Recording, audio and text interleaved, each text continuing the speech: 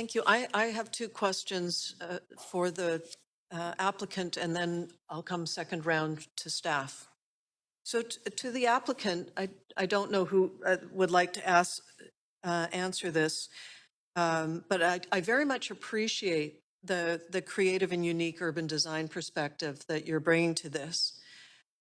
But looking at this, I see how many high rises in total, up to 18 stories. And so what I'd like to know, you spoke about Indigenous ways of being. How do you reconcile Indigenous ways of being with 18-story high-rises and the impact that a large number of studies have found that people living in high-rises suffer from greater mental health problems, higher fear of crime, fewer social interactions, and more difficulty raising their children? So I know it's a bit of a hard question, but that is at the heart of it.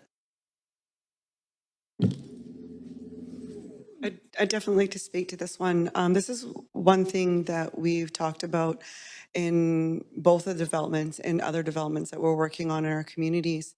And mental health is a big issue everywhere.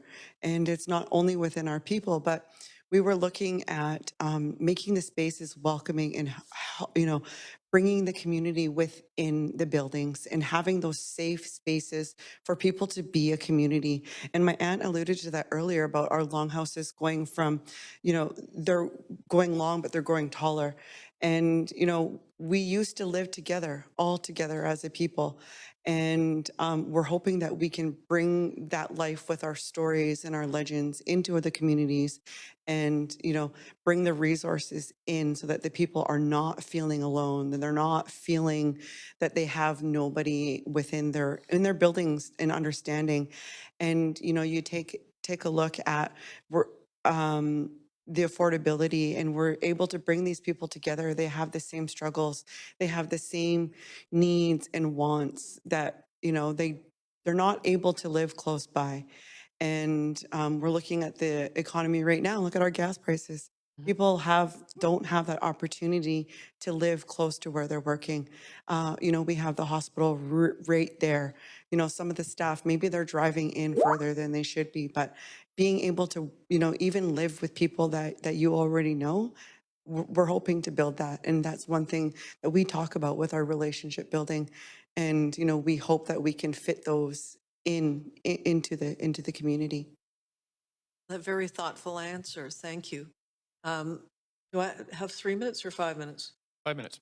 My next question is regarding the former Langara Boys School and Fairmont Academy.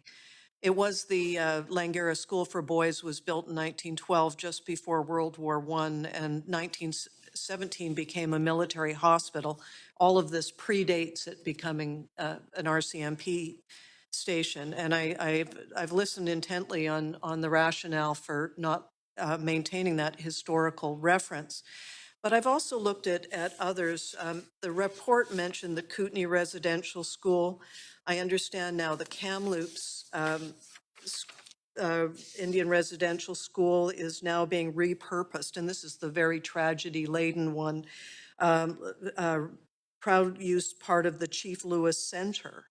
I don't know if you've heard about that. And one big notable one recently was the Hudson's Bay store in Winnipeg, which is now being developed as part of Winnipeg's downtown system with the Southern Chiefs organization in Manitoba.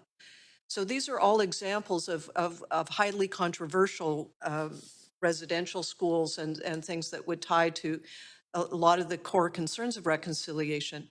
So I'm just wondering if you've looked at that through this kind of lens. I won't even go into other examples of other colonial societies in Hong Kong and even things like the World Heritage Site at Auschwitz, all of which are tremendously upsetting for people, but they have been maintained to point to that as something that needs to be genuinely reconciled. We had a really good talk about this morning before we met with you. And one of the hardest things that this country was built on was the overtaking of our land. And I think the biggest part is us taking back our land and taking ownership of who we are as a people. The atrocities that the RCMP have done to our people was so hard. Many of our families never came home, many of our children. And I talked about that with my daughter being here, and she hears it and she knows it. But the RCMP was built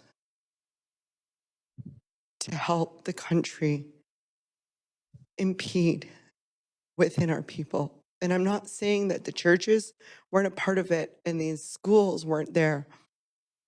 Our people are utilizing these buildings, but the Fairmont building for our people, this was the headquarters in Vancouver for the RCMP. And, you know, we talked about moving it, we've talked about finding somewhere, and we're willing to work with that. But I think the replacement of the cultural center is what is important to us, because the importance of our culture continuing and sharing the wealth that we have as MST together is very important to me. And it's very important to 3 of our host nations that are working together. The culture will be shared with the world. These cultural centers that we have across the country are being built over, you know, there, it's not only here. We have one that we have in partnership with Squamish Lowa. It raises our people up to understand who we are as a people, and our culture will be able to move and ripple into our communities. And we hope that everybody has that understanding of who we all are, and being able to showcase our legends, our people, our artists. And that is what the rich part of that cultural center is going to turn in place of the Fairmont building, which has been very, very hard decision for each of us to make. And, you know, I hope that you guys understand the meaning of it to us. And that is going to be a hard part. And understanding that, yes, you take a look at Kamloops, that's owned by the Kamloops band. So that was their decision, which is different to MST. You take a look at the building in Mission. My mother went to that residential school. It's still standing. But the Stalo people, they own that building. And that was their decision. This is MST decision. And you take a look across Canada, with Hudson's Bay, beginning from trade. And we talk about that in all our projects. And you think about what's happening in development anywhere. And our women, and that is the biggest part too, is because when you take a look at development, you take a look at all these sites, a lot of our women go missing. So that was very important for their 3 nations. And that was a hard decision to make, but that is something that we're standing by. And I voiced it earlier. If there's somebody that wants to pay to move this building, we're willing to let it go. And, you know, for me, that is also important, that we're, you know, willing to let that happen. But I think for us, it's turning it into a celebration of culture. Thank you.